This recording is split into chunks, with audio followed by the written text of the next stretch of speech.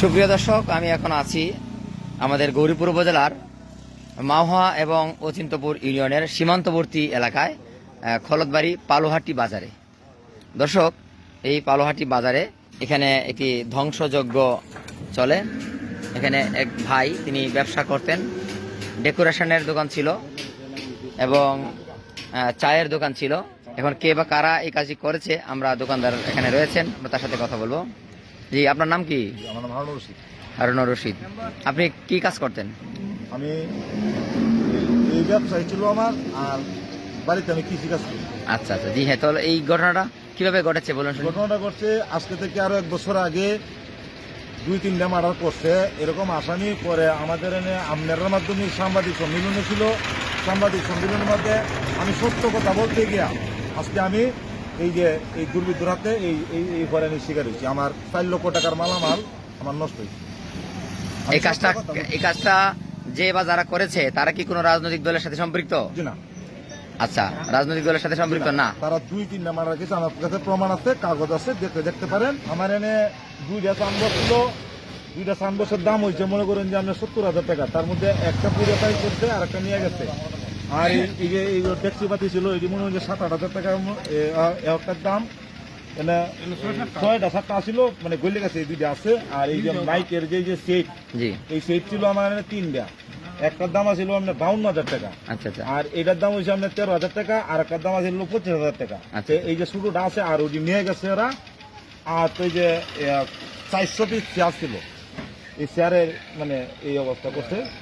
আর 20 কেজির মতো তার ছিল। আমি যে ডেকোরেশনের কাজ করতাম মানুষের বাড়ি, লাইটিং করতে মনে করেন যে বিভিন্ন অনুষ্ঠানে লাইটিং করতে তার লাগে, 20 কেজির মতো তার ছিল।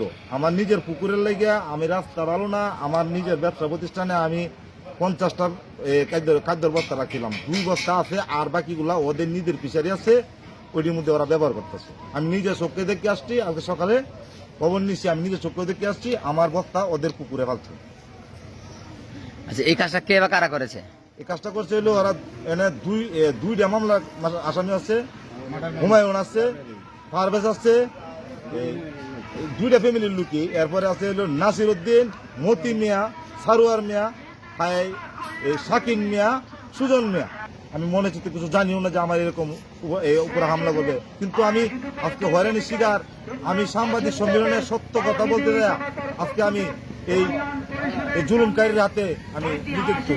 আমি এই মালগুলা 4 বছর যাবৎ আমি এই মালগুলা সংগ্রহ করছি। আমি তিলে আমি এই মালগুলা সংগ্রহ করছি। আমি খুব কষ্ট করিয়া এই মালগুলা সংগ্রহ করছি।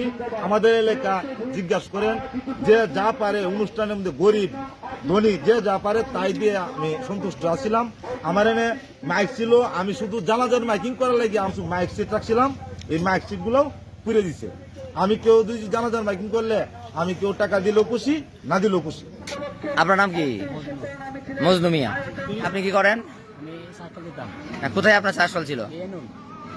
এই দোকানের সামনেই? আচ্ছা, তো আপনি যখন এই ঘটনা ঘটলো তখন আপনি কোথায় ছিলেন?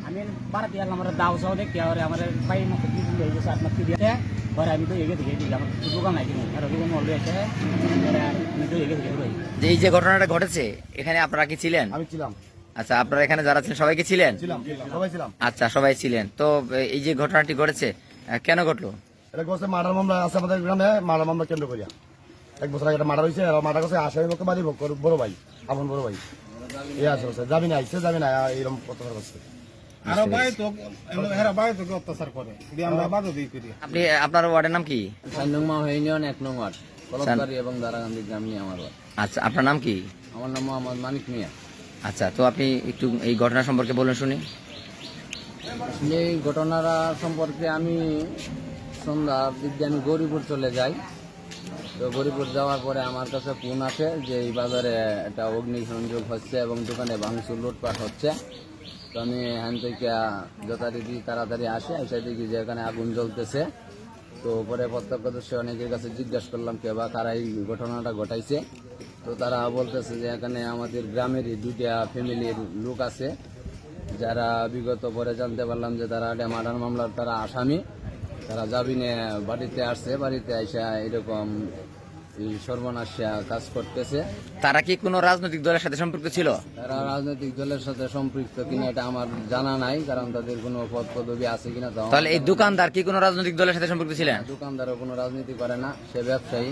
এটা আসলে প্রশাসনের কাছে এবং আপনারা যারা সাংবাদিকবৃন্দ আছেন তাদের সম্প্রচারের মাধ্যমে এটার একটা সুষ্ঠু বিচার হওয়ার দরকার, যাতে এইরকম দুর্বৃত্ত সর্বনাশের কাজ করে দেশের সম্পদ নষ্ট না করে। এই জন্য একটা সুষ্ঠু বিচার চাই আমরা।